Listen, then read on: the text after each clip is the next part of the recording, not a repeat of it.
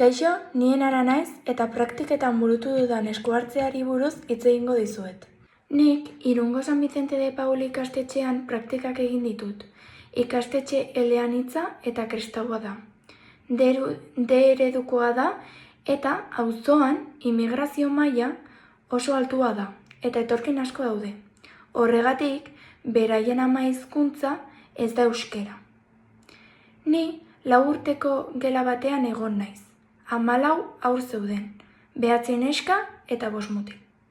Eta haiek txokoetan lan egiten zuten. Ikusi dezakegun bezala, 2 taula daude. Goikoa beraien ordutegia da, eta beheko aldiz ordutegiaren plangintza. Txokoak agertzen diren tarte horietan, jarduerak aurrera eraman ditut. Nik aukeratu dudan gaia zientzia da, eta bertan esperimentazio txokoa sortu dut. Haiek klasean 5 txoko desberdin dituzte, baina zientziarekin zerikusia duen txoko bat ez daukate. Horregatik nik esperimentazio txokoa sortu dut. Eskuhartze honekin honako helburu hauek lortu nahi ditut.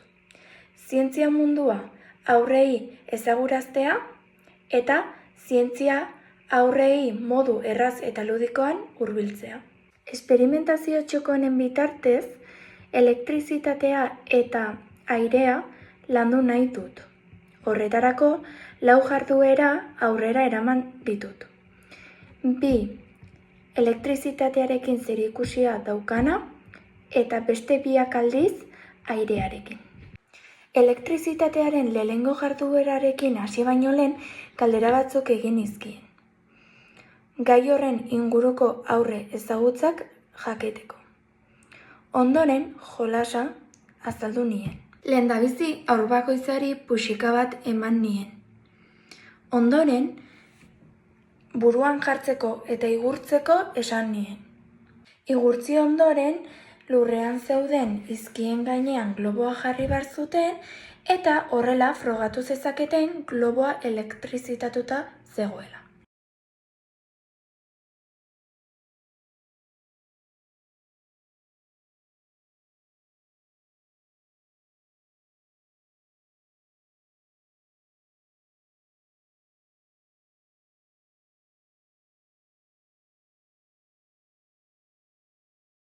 Bigarren jarduera, elektrizitatearekin zerikusia duen abesti bat da.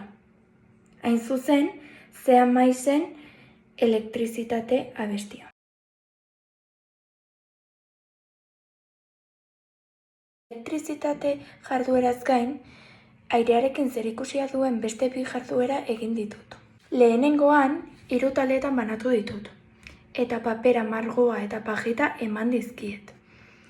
Ondoren, nola putz egingo dugun pajitaren bitartez azaldu diet. Eta denbora utzi diet beraiek esperimentatzeko.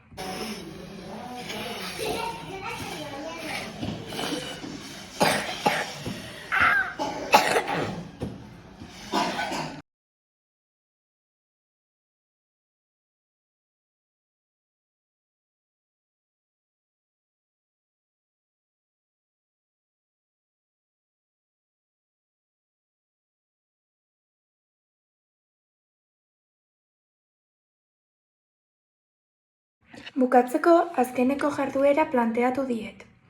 Pilota bat mailaren erdialdean ezarrita modu desberdinak erabiliz, hau da, ile lehorgailuarekin, pajitarekin, abanikoarekin eta gure ahoarekin ikasleek pilota mugitzea lortu behar izan dute.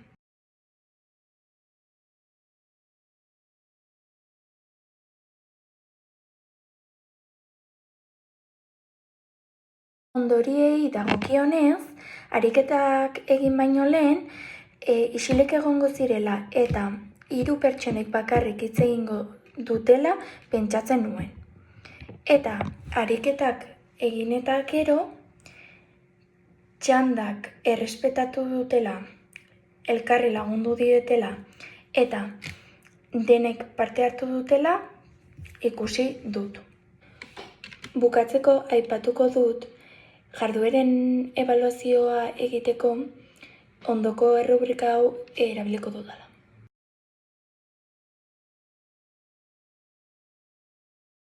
Eskerrik asko nire esku hartzearen azalpena entzuteagatik.